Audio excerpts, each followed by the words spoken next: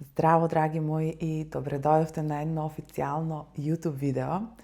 Одамна немав снимано вака специјално само за YouTube. Секогаш беа тоа или лајвови или некои сечоци кои ги пренесував на YouTube, но одлучив сега да се јавам во овај подолг формат, да не само со кратки видеа имате некој инсайт од мојата работа, него да ви дадам и малку подолга содржина. Вие знаете дека на овој YouTube канал, како и на подкастот на Spotify или на другите платформи, можете да најдете содржина преку 180 видеа на најразлични теми, па така денешната тема, како што можете да видите и во насловот, е тоа во која фаза можете да останете заглавени доколку работите на себе.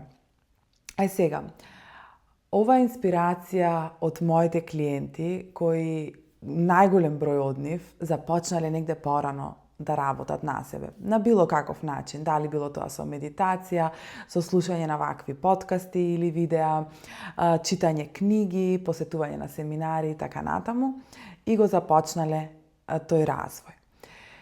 Што се случува и зошто е конкретно ова видео многу важно, е затоа што често мислиме дека тоа е фаза во која треба да бидеме и е знак дека напредуваме. Одговорот е и да и не, но за да ви биде појасно, ќе ви дадам неколку примери. Например, доаѓа кај мене клиентка која, ево да кажеме, не работела претходно на себе и се освестува дека сака да почне да работи на себе со психотерапија или со коучинг или со хипноза.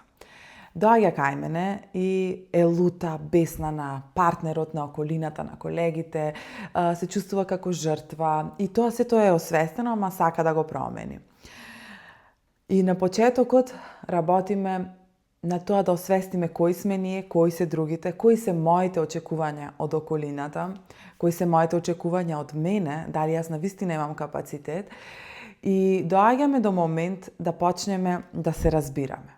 Односно, се разбирам јас себе зошто нештото го правам, ги разбирам моите родители зошто се однесувале така со мене, го разбирам партнерот, ги разбирам колегите, ги разбирам децата и почнувам сите да ги разбирам. Тука настанува неголемата замка. Што почнуваме толку многу да разбираме и стануваме просветлени и мислиме дека тука е крајот. Но тука не е крајот. Има еден чекор нагоре, еден левел нагоре. Ворете да се разбира. Ворете да го разбираш однесувањето на другиот. Ворете да го разбираш своето однесување. Но тоа не значи дека е коректно. И често ова е тема кога работиме со границите. Јас тебе те разбирам, но не ти дозволувам. Што настанува во исти момент. И што се случува сега кај луѓето што работат веќе извесен период? Значи, достигнале да преминат бариери, да го надминат егото и да кажат, окей, не сум само јас во право, него и тој е во право така што се однесува, има право така да се однесува, но остануваме заглавени. Зошто? Затоа што чувствуваш дека го разбираш, но животот не се напредува. Нема напредување во твојот однос со партнерот. Да, чувствуваш дека веќе не си така лута како порано, но неговото однесување не се променило. И поентата не е тука да ги менуваме другите. Поентата е да излеземе од таа комфортна зона и да можеме јасно да кажеме не. Односно, да ја преминеме уште последната бариера, да кажеме, каде што јас те разбирам, но вака нема да се однесуваш со мене. Например, ако е тоа односов со родителите.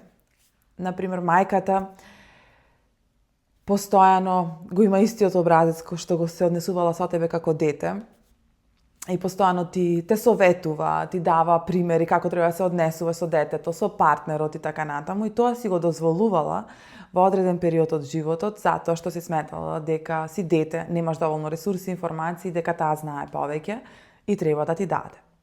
Но ти доаѓаш до еден момент каде што сваќаш дека окей, јас имам 40 години и мајка ми се уште се однесува како јас да сум дете. Зошто така се однесува? Наместо да ја осудиме и да бидеме гневни према мајката, ја разбираме, затоа што ја неговата улога има добра намера, сака да ни помогне, но чувствуваме дека тоа не е конструктивно за нас. Што се случува во тој момент? Наместо да преминеме во таа пасивна агресија, што тоа е еден знак кој ќе ви каже дека сте заглавени во оваа фаза. Што значи пасивна агресија? Значи дека имате лутина, имате тој спектрум на негативни емоции, но не го изразувате, не го пренесувате, него преку пасивно однесување сакате да дадете до знаење дека некој ве повредил. А што всушност во позадина се случува е дека ние сме лути самите на себе, што немаме храброст да се соочиме со проблемот и да кажеме стоп, не вака.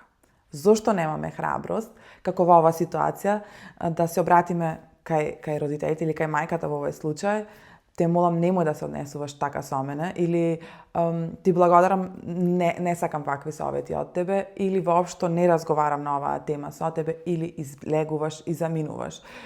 Има многу начини и суптилно, и пријатно, и без конфликт да поставиме граница. Тоа многу зависи и од другата страна, како ќе ја прими таа граница. Доколку не ја прими и не кажеме ние по наши нема осет, тогаш нашата граница треба да биде потврста, додека таа не се освести да каже таа сака да ми постави граница. И дека до овде можам со неа, иначе ќе го изгубам односот, ќе изгубам неа, ќе има последици по мене. Зошто немаме храброст да направиме оваа последна фаза, да влеземе во оваа последна фаза, е затоа што често мислиме дека ние сме толерантни и дека ја негуваме таа состојба, таа вештина, дека ние сме толерантни. Но толерантно не е исто како ја себе сети дозволувам и замижувам. Не, тоа не е исто. Има ситуации каде што одлучуваме да ги толерираме работите. Толеранција значи не ми е пријатно, ама одлучувам да останам тука. И има ситуации каде што ќе кажеме да, не ми е пријатно, ама ќе ја променам перцепцијата и ќе останам во таа ситуација. Но има и те како треба за некои работи да бидеме толерантни. Например, сме во однос со партнерот и не се ни се допаѓа кај партнерот, ама одлучуваме некои работи да ги толерираме. И тоа е така за наше добро, не само за заедничко добро.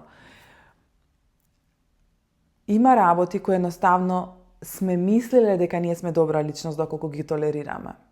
Но толеранцијата знае скапо да не кошта, односно скапо да ја наплатиме покасно, затоа што секој некажан збор дека ни смета, секој промолчување дека ова не е во ред со мене, секоја навреда од партнерот која е преголтана, и не сме превзеле акција или било каков начин да тоа престане. Секој однос на пријателката кој го толерираме и понатаму се дружиме со неа поради тоа што сме заедно од прво оделение и така натаму, тоа има последица по нашето здравје и по нашата психа и по тоа колку ние се сакаме себе си. Така да во овој момент сакам да се прашате во кои ситуации, со кои луѓе, во кои моменти скапо ве чинела толеранцијата. Размислете на темава и сватете дека не сте добра личност доколку толерирате. Добра личност сте кога ќе знаете каде е границата помеѓу вас и остатокот од светот. Дали се тоа деца, дали се тоа партнер, родители, пријатели, колеги. До каде сум јас, а до каде се другите. За да знаеш до каде си ти треба прво да знаеш која си, што сакаш.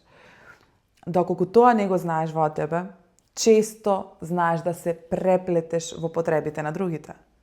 Без да размислиш, чека дали јас ова воопшто го сакам. Да се прелиеш во барањата, очекувањата од другите.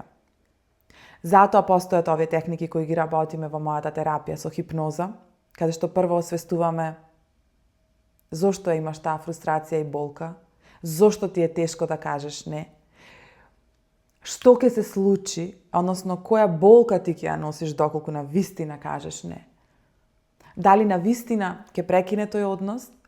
Дали на вистина ќе останеш сама, неподдржана, несакана, дали на вистина ќе имаш проблеми и конфликти? Тоа не е точно.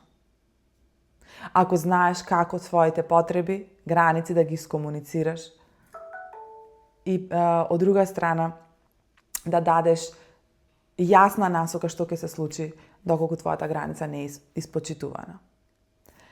Нешто фасцинантно што се случува е кога првите граници ќе почнеш да ги поставуваш и ќе почнеш да ја толерираш својата емоција, да бидеш резилиентна на својата емоција што ти се јавува како бура, како вулкан во тебе, доколку од спротива нема позитивен фидбек, а сепак ништо не се променало. Сепак партнерот останал со тебе, сепак партнерот се уште те сака, сепак родителите се уште те почитуваат и всушност и повеќе.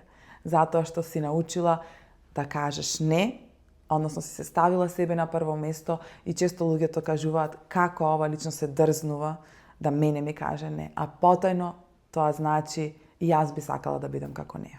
Да ја имам таа храброст. Викендот имав разговор со една прекрасна личност која ми кажа: "Добро, Кристина, разговаравме така на кафе и ми вика за еден однос разговаравме и кажа: аха, тука треба граница. Потоа разговаравме за друг однос, аха, тука треба граница."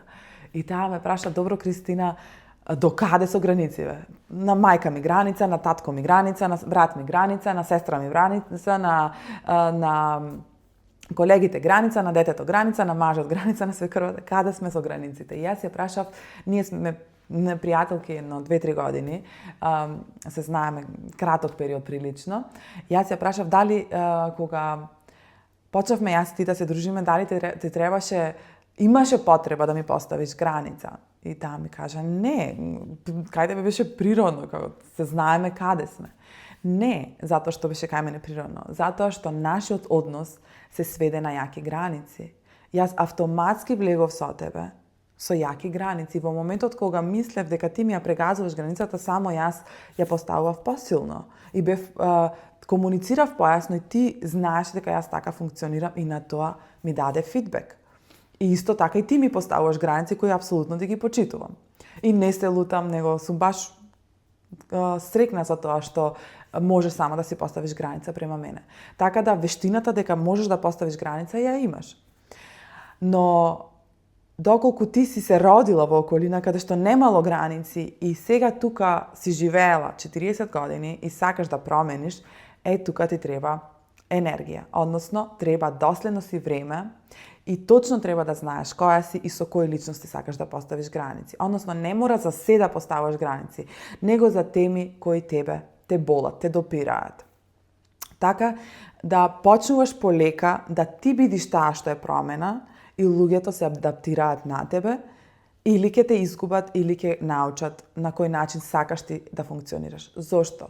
Затоа што доколку и кажеш на мајка ти: "Јас не сакам да разговарам на оваа тема и не сакам да ми даваш совети во однос на родителувањето, доволно читам книги, се едуцирам, имам ментори, имам психотерапевти и така натаму", а таа е упорна, имаш два избори. Да се правиш дека ја слушаш, а не ја слушаш, или да ја кажеш: "Јас нема да разговарам на оваа тема, доколку разговараш на оваа тема, јас ке треба да или да излезам од собата, или да не разговарам, значи да направам нешто што тебе нема да ти дозволам да разговараш на оваа тема." Така да на тој начин ќе поставиме граница, ама тоа ќе го спроведиме исто и во дело. Значи ќе замениш ти од разговорот, ќе го прекинеш, нема да останеш уште еднаш да ја слушнеш затоа што таа сака да си го каже своето. Или ќе работиш на себе и ќе сватиш дека таа не те гледа тебе како дете и дека ти не си дете и не си незрела, него ќе дозволиш да си каже таа што сака, а ти ќе одлучиш дали тоа ќе го примиш или ќе го примениш и така натаму. Така да има многу начини како да се постави граница. Но не е тоа работа дека ние цел живот сега треба да работиме со границите. има еден период каде што поинтензивно ќе треба да се работи, доколку никогаш не си поставувал, никогаш не си скокнал во таа трета фаза, ќе треба да го направиш тоа со повеќе луѓе. Но, кога ќе ги видиш, кога ќе почнеш да ги бериш плодовите, нема поголемо ослободување. Зошто? Затоа што во исти момент сваќаш колку себе се почитуваш, а од друга страна сваќаш и како другите те почитуваат и како односот станува хармонија наместо стрес и притисок. И тогаш ти станува забава. Затоа јас си кажав и на оваа прекрасна девојка, свати го тоа како игра. Нема на прв момент ти одма да поставиш граница и одма се да ти биде перфектно. Свати го како игра. Ќе паднеш, потоа направи протокол. Аха, каде не бев доволно јасна, каде не бев доволно цврста, што не ме разбраја, што не сакаа да ме разберат и така натаму. Во исто време постои. Затоа јас викам дека тоа се 3 стубови. Кога работиме на индивидуална терапија, тоа е еден ступ. Која сум јас и кои се моите потреби, што сакам јас, што мене ми треба, односно. Вториот ступ е што тебе ти треба. Јас тебе те разбирам. Јас знам од каде потекнува. И третото е, јас знам и те разбирам, но ти поставувам во овој момент граница и така. На оваа тема со мене не. Иначе ќе има ваква и ваква последица. Луѓето ќе ви кажат, си се променила, не си толерантна, дрска си и така натаму, ама на крајот на денот ти легнуваш во кревет со твоите емоции. И кога би оделе еден чекор понапред, што тие емоции му прават на твоето тело, на твојата психа и квалитетот на животот понатаму, нема да ви падне на памет да не поставите јака граница. Се надевам дека ќе дојдете во оваа трета фаза и кој во оваа трета фаза би сакала да ми остави коментар. А кој е во оваа втора фаза, каде што имате потешкоти да излезете, да ја пробиете таа, како ова гасеница која сака да го пробие тој мембран, да излета во пеперутка.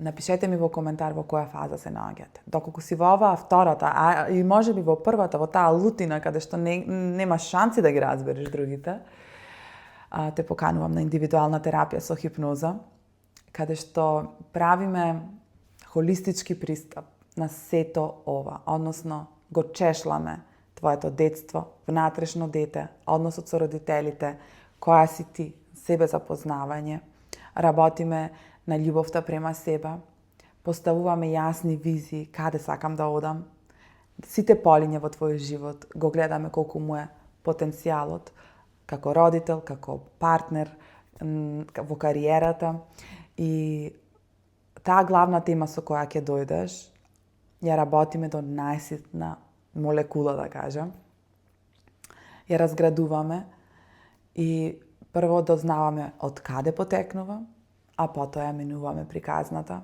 и почнуваш да делуваш телесно, не ментално, него телесно и инертно према тоа што навистина тебе ти припаѓа. На линкот во описот можеш да се пријавиш на индивидуална терапија и се гледаме или на сесија или во друго видео. Чао, чао!